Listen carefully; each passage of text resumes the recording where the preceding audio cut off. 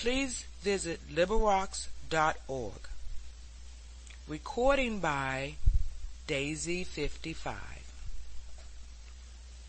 Autobiography of Theodore Roosevelt, Chapter 7, The War of America, The Unready, Part 5. Appendix B, The San Juan Fight. The San Juan fight took its name from the San Juan Hill, or hills. I do not know whether the name properly belonged to a line of hills or to only one hill.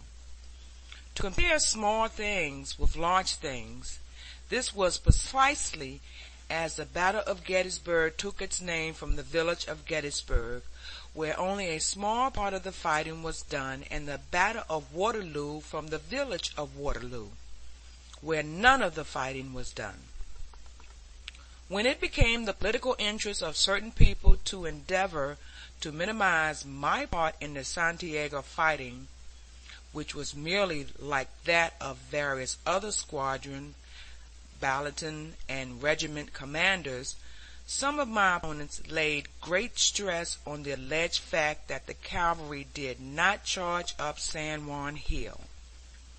We certainly charged some hills, but I did not ask their names before charging them. To say that the Rough Riders and the Cavalry Division, and among other people myself, were not in the San Juan fight is precisely like saying that the men who made Pickett's charge, or the men who fought at Little Round Top in Cope's Hill, were not at Gettysburg, or that Upton and the Scott Greys and the French and English Guards were not at Waterloo.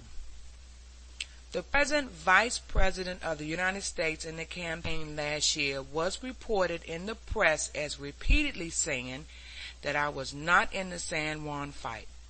The documents following herewith have been printed for many years and were accessible to him had he cared to know or to tell the truth.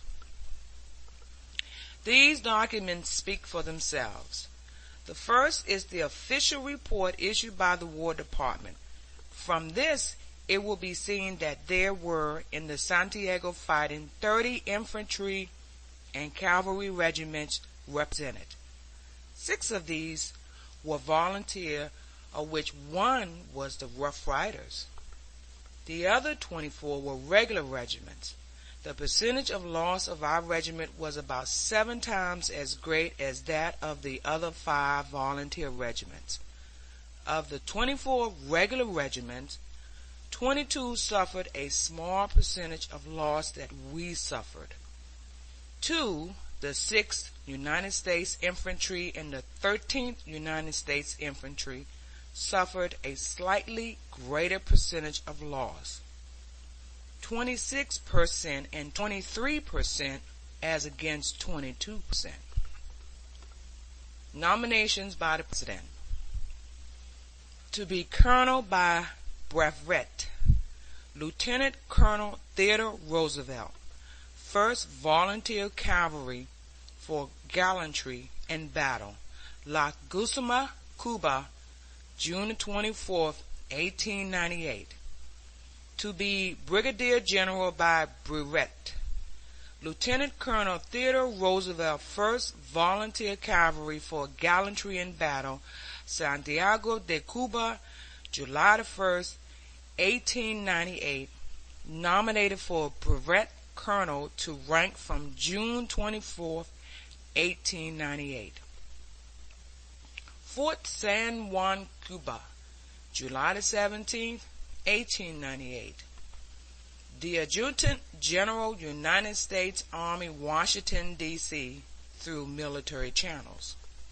Sir, I have the honor to invite the attention to the following list of officers and enlisted men who specially distinguished themselves in the action at La Guasimas, Cuba, June 24, 1898.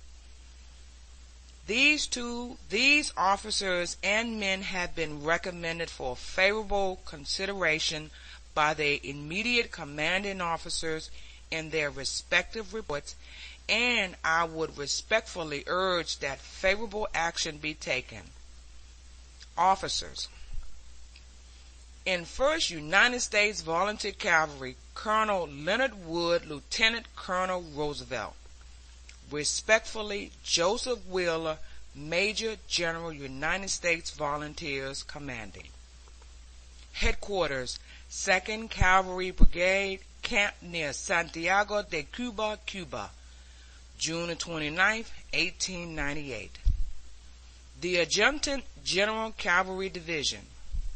Sir, by direction of the Major General commanding the Cavalry Division, I have the honor to submit the following report of the engagement of a part of this brigade with the enemy at Guaymas, Cuba on June 24th, accompanied by detailed reports from the regimental and other commanders engaged, and a list of the killed and wounded. I cannot speak too highly of the efficient manner in which Colonel Wood handled his regiment, and of his magnificent behavior on the field. The conduct of Lieutenant Colonel Roosevelt, as reported to me by my 2 aides, deserves my highest commendation. Both Colonel Wood and Lieutenant Colonel Roosevelt disdained to take advantage of shelter or cover from the enemy's fire while any of their men remained exposed to it. An error of judgment, but happily on the heroic side. Very respectfully, S. B. M. Young, Brigadier General, United States Volunteers, commanding. Headquarters, 1st Division, 2nd Army Corps, Camp McKenzie, Georgia, December 3rd of 1898. Adjutant General, Washington, D.C. Sir, I have the honor to recommend Honorable Theodore Roosevelt, late Colonel, 1st United States Volunteer Cavalry, for a Medal of Honor as a reward for conspicuous gallantry at the Battle of San Juan, Cuba, on July 1st, 1898. Colonel Roosevelt, by his example and fearlessness, inspired his men, and both at Kettle Hill and the ridge known as San Juan, he led his command in person. I was an eyewitness of Colonel Roosevelt's action. As Colonel Roosevelt has left the service, a brevet commission is of no particular value in this case. Very respectfully, Samuel S. Sumner, Major General, United States Volunteers. West Point, New York, December 17, 1898. My dear Colonel, I saw you led the line up the first hill. You were certainly the first officer to reach the top, and through your efforts and your personally jumping to the front, a line more or less thin, but strong enough to take it, was led by you to the San Juan or first hill. In this your life was placed in an extreme jeopardy, as you may recall, and as it proved by the number of dead left in that vicinity. Captain Stevens, then of the 9th Cavalry, now of the 2nd Cavalry, was with you, and I am sure he recalls your gallant conduct. After the line started on the advance from the first hill, I did not see you until our line was halted, under a most gallant fire at the extreme front, where you afterwards entrenched. I spoke to you there and gave instructions from General Sumner that the position was to be held and that there would be no further advance till further orders. You were the senior officer there, took charge of the line, scolded me for having my horse so high upon the ridge.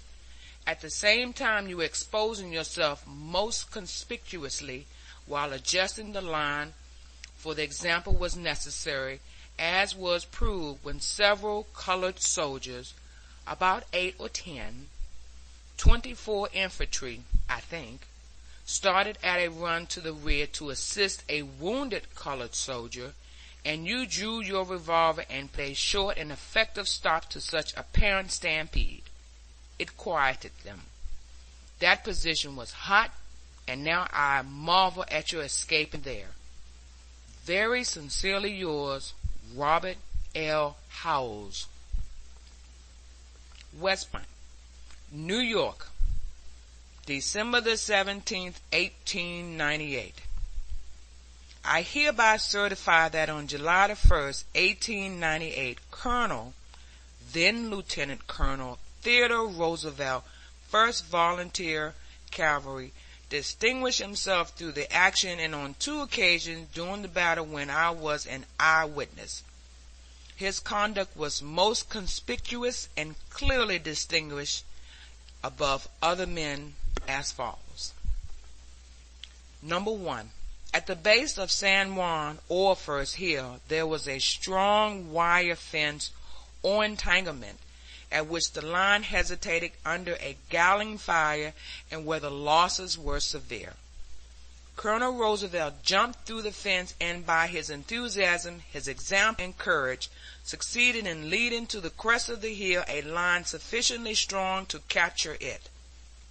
In this charge, the cavalry brigade suffered its greatest loss, and the colonel's life was placed in extreme jeopardy, owing to the conspicuous position he took in leading the line and being the first to reach the crest of that hill while under heavy fire of the enemy at close range. Number 2.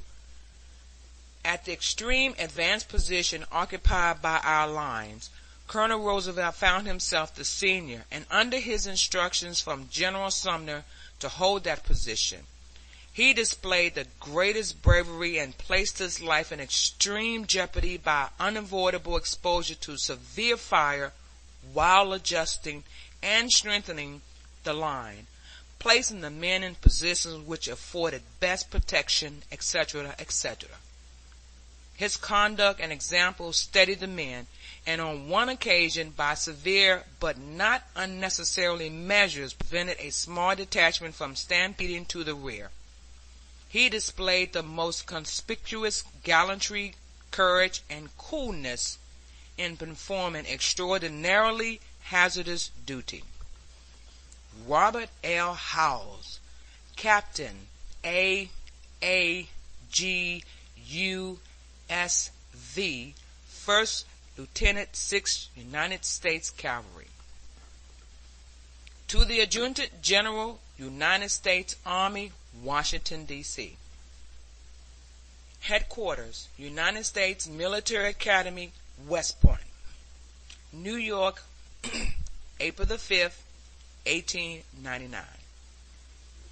Lieutenant Colonel W. H. Carter, Assistant Adjutant General, United States Army, Washington, D.C. Sir, in compliance with the request contained in your letter of April the 30th of the board convened to consider the awarding of brevets, medals of honor, etc., for the Santiago campaign, that I state any facts within my knowledge as Adjutant General of the Brigade in which Colonel Theodore Roosevelt served, to aid the board in determining, in connection with Colonel Roosevelt's application for a Medal of Honor, whether his conduct at Santiago was such as to distinguish him above others, I have the honor to submit the following.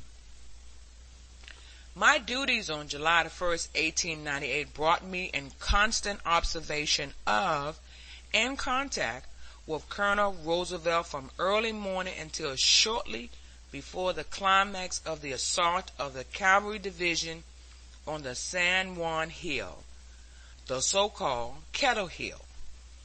During this time, while under the enemy's artillery fire at El Poso, and while on the march from El Poso by the San Juan Ford to the point from which his regiment moved to the assault, about 2 miles, the greater part under fire, Colonel Roosevelt was conspicuous above any others I observed in his regiment in the zealous performance of duty and total disregard of his personal danger, and in his eagerness to meet the enemy.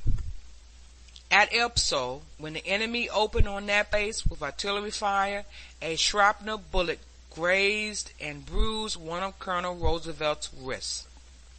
The incident did not lessen his hazardous exposure, but he continued so exposed until he had placed his command under cover. In moving to the assault of San Juan Hill, Colonel Roosevelt was most conspicuously brave, gallant, and indifferent to his own safety. He, in the open, led his regiment. No officer could have set a more striking example to his men or displayed greater intrepidity. Very respectfully, your obedient servant, A. L. Mills, Colonel, United States Army Superintendent. Headquarters, Department of Santiago de Cuba, Santiago de Cuba, December 30th, 1898. To the Adjutant General, United States Army, Washington, D.C. Sir, I have the honor to make the following statement relative to the conduct of Colonel Theodore Roosevelt, late 1st United States Volunteer Cavalry during the assault upon San Juan Hill, July 1st, 1898. I have already recommended this officer for a Medal of Honor, which I understand has been denied him, upon the ground that my previous letter was too indefinite. I base my recommendation upon the fact that Colonel Roosevelt, accompanied only by 4 or 5 men, led a very desperate and extremely gallant charge on San Juan Hill, thereby setting a splendid example to the troops and encouraging them to pass over the open country intervening between their position and the trenches of the enemy. In leading this charge, he started off first, as he supposed, with quite a following of men, but soon discovered that he was alone. He then returned and gathered up a few men and led them to the charge as above stated. The charge in itself was an extremely gallant one. An example set a most inspiring one to the troops in that part of the line, and while it is perfectly true that everybody finally went up the hill in good style, yet there is no doubt that the magnificent example set by Colonel Roosevelt had a very encouraging effect and had great weight in bringing up the troops behind him. During the assault, Colonel Roosevelt was the first to reach the trenches in his part of the line and killed one of the enemy with his own hand. I earnestly recommend that the medal be conferred upon Colonel Roosevelt, for I believe that he in every way deserves it, and that his services on the day in question were of great value and of a most distinguished character. Very respectfully, Leonard Wood, Major General, United States Volunteers, Commanding Department of Santiago de Cuba. Huntsville, Alabama, January 4th, 1899. The Adjutant General, United States Army, Washington, D.C. Sir, I have the honor to recommend that a Congressional Medal of Honor be given to Theodore Roosevelt, late Colonel 1st Volunteer Cavalry, for distinguished conduct and conspicuous bravery in command of his regiment in the charge on San Juan Hill, Cuba, July 1st, 1898. In compliance with GO 135, AGO 1898, I enclose my certificate showing my personal knowledge of Colonel Roosevelt's conduct. Very respectfully, C. J. Stevens, Captain, 2nd Cavalry. I hereby certify that on July 1st, 1898, at the Battle of San Juan, Cuba, I witnessed Colonel, then Lieutenant Colonel Roosevelt, 1st Volunteer Cavalry, United States of America, mounted, leading his regiment in charge on San Juan. By his gallantry and strong personality, He contributed most materially to the success of the charge of the Cavalry Division up San Juan Hill. Colonel Roosevelt was among the first to reach the crest of the hill, and his dashing example, his absolute fearlessness, and gallant leading rendered his conduct conspicuous and clearly distinguished above other men. C.J. Stevens, Captain 2nd Cavalry, late 1st Lieutenant 9th Cavalry. Young's Allen, South Carolina, December the 28th, 1898. To the Adjutant General, United States Army, Washington, D.C. Sir, believing that information relating to superior conduct on the part of any of the higher officers who participated in the Spanish-American War, and which information may not have been given, would be appreciated by the department over which you preside. I have the honor to call your attention to the part bore by Colonel Theodore Roosevelt of the late 1st United States Volunteer Cavalry in the battle of July the 1st last. I do this not only because I think you ought to know, but because his regiment as a whole were very proud of his splendid actions that day and believe they call for that most coveted distinction of the American officer, the Medal of Honor.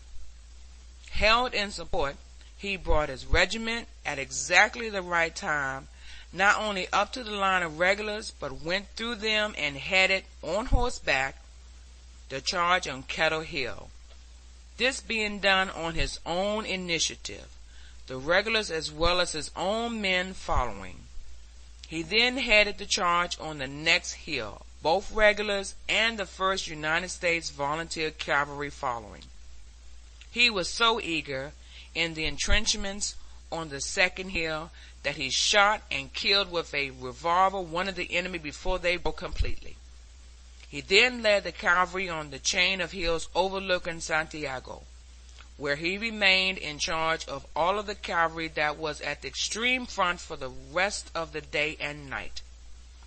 His unhesitating gallantry in taking the initiative against entrenchments lined by men armed with rapid-fire guns certainly won him the highest consideration and admiration of all who witnessed his conduct throughout that day. What I here write I can bear witness to from personally having seen it. Very respectfully, M. J. Jenkins, Major, late 1st United States Cavalry. Prescott, A.T., December the 25th, 1898. I was Colonel Roosevelt's orderly at the Battle of San Juan Hill, and from that time on until I returned to Montauk Point, I was with him all through the fighting, and believe I was the only man who was always with him. Though during part of the time Lieutenants Ferguson and Greenwald were also close to him, he led our regiment forward on horseback until he came to the men of the 9th Cavalry lying down. He led us through these, and they got up and joined us. He gave the order to charge on Kettle Hill, and led us on horseback up the hill, both Rough Riders and the 9th Cavalry. He was first on the hill, I being very nearly alongside of him. Some Spanish riflemen were coming out of the entrenchments, and he killed one with his revolver. He took the men on to the crest of the hill and bade them begin firing on the blockhouse on the hill to our left, the one the infantry was attacking. When he took it, he gave the order to charge, and led the troops on Kettle Hill forward against the blockhouse on our front. He then had charge of all the cavalry on the hills overlooking Santiago, where we afterwards dug our trenches. He had commanded that afternoon and night, and for the rest of the time commanded our regiment at this point. Yours very truly, H. E. Bardshaw. Cambridge, Massachusetts, March 27th, 1902. Theodore Roosevelt, President of the United States, Washington, D.C. Dear Sir, at your request, I send you the following extracts from my diary and from notes taken on the day of the assault on San Juan. I kept in my pocket a small pad on which incidents were noted daily from the landing until the surrender.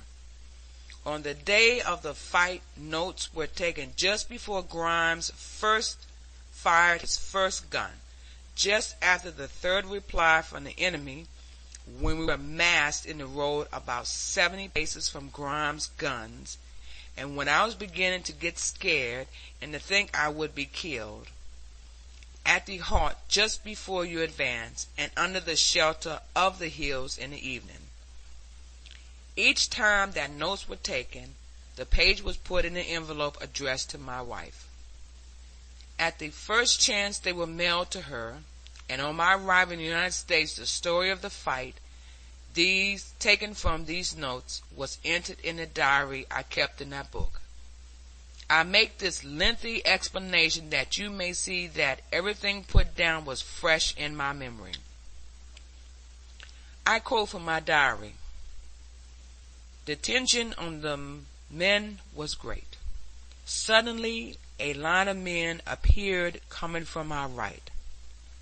They were advancing through the long grass, deployed as skirmishers, and were under fire. At their head, or rather in front of them, and leading them, rode Colonel Roosevelt. He was very conspicuous, mounted as he was. The men were the Rough Riders, so called. I heard someone calling to them not to fire unto us, and seeing Colonel Carroll, reported to him and was told to go out and meet them and caution them as to our position, we being between them and the enemy. I did so, speaking to Colonel Roosevelt. I also told him we were under orders not to advance, and asked him if he had received any orders. He replied that he was going to charge the Spanish trenches. I told this to Colonel Carroll and to Captain Dimmick, our squadron commander. A few moments after the word passed down that our left, Captain Taylor, was about to charge, Captain McBain called out, "We must go in with those troops. We must support Taylor." I called this to Captain Dimmick, and he gave the order to assault. The cheer was taken up and taken up again on the left, and in the distance it rolled on and on. And so we started. Colonel Roosevelt, of the Rough Riders, started the whole movement on the left, which was the first advance of the assault. The following is taken from my notes and was hastily jotted down on the field. The Rough Riders came in line. Colonel Roosevelt said he would assault. Taylor joined them with his troops. McBain called to Dimmick, "Let us go. We must go to support them."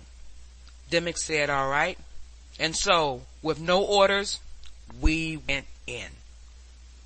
I find many of my notes are illegible from perspiration. My authority for saying Taylor in with you, joined with his troop, was the word passed to me and repeated to Captain Dimmick that Taylor was about to charge with you. I could not see his troop. I have not put it in my diary, but in another place I have noted that Colonel Carroll, who was acting as brigadier commander, told me to ask you if you had any orders. I have the honor to be, very respectfully, your obedient servant, Henry Anson Barber, Captain, 28th Infantry, formerly of 9th Cavalry. Headquarters, Pacific Division, San Francisco, California, May the 11th, 1905. Dear Mr. President, As some discussion has arisen in the public prints regarding the Battle of San Juan, Cuba, July 1st, 1898, and your personal movements during that day have been the subject of comment, it may not be amiss in me to state some facts coming under my personal observation as Commanding General of the Cavalry Division of which your regiment formed a part. It will, perhaps, be advisable to show first how I came to be in command, in order that my statement may have due weight as an authoritative statement of facts. I was placed in command of the Cavalry Division on the afternoon of June 30th by General Schaefer. The assignment was made owing to the severe illness of General Wheeler, who was the permanent commander of said division.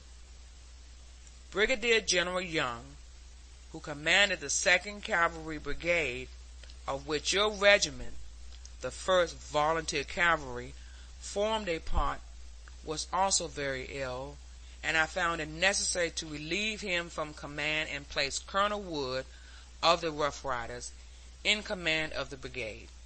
This change placed you in command of your regiment. The division moved from its camp on the evening of June 30th and bivouacked at and about El Poso. I saw you personally in the vicinity of El Poso about 8 a.m., July 1st. I saw you again on the road leading from El Poso to the San Juan River. You at the head of your regiment, which was leading the 2nd Brigade, and immediately behind the rear regiment of the 1st Brigade.